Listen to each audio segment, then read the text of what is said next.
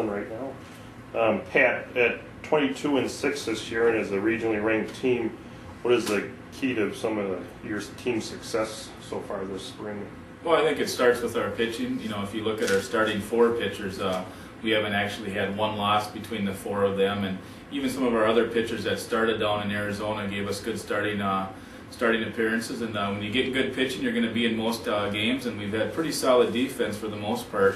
Especially in our wins. A couple of our losses, what really hurt us was our relief pitching and some of our defense. And offensively, I think we've gotten better every weekend since our first weekend in the Metrodome, and you just hope that you can keep getting better individually as a team, and hitters are really doing a good job.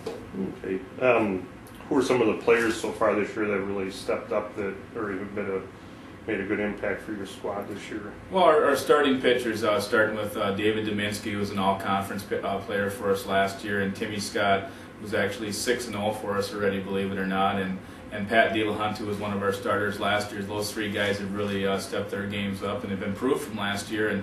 And freshman Logan Burr, he's really been, I don't want to say a surprise, but traditionally you don't see a lot of freshmen coming in and doing what he's doing. And you know, he took a hard no decision this weekend that would have put him at 5-0. And you know, all those guys, we got a lot of good relief pitchers. Offensively, I guess Sam Radville has probably been our most consistent player.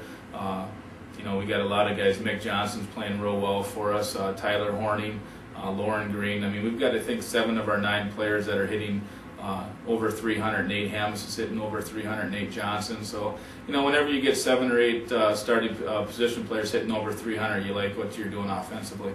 Okay. And as you look ahead to the rest of the conference season, I guess what would you expect from the league this year, and who are some of the teams that you'll be looking forward to playing, and you know, teams that should do well this year?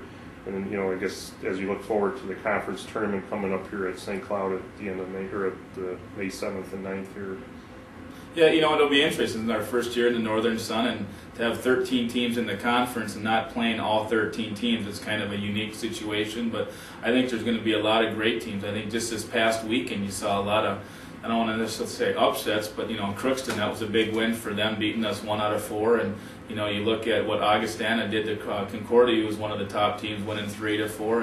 And even Northern State, who had a game against Mankato where they were up in the 7th inning 6-3 and ended up losing. I think there's going to be a lot of teams winning a lot of different games, and it's the teams that play the most consistent. But I guess you got to look at the favorites of being Wayne State. You know, they've won 5 straight conference championships, and then obviously Mankato, who's, you know, always been at the top of our the old NCC conference, and they started out very well. And you know, it would be nice. It'd be nice to finish obviously in the top, you know, 6 for sure, so we can actually make the conference tournament since we're hosted and stuff. And you know, our goal is just to go out there every weekend and try to win the first game and try to win series. And we did win the first series 3-4 against Crookston, and hopefully we can do that again this weekend against Mary. Okay, sounds good. Good enough.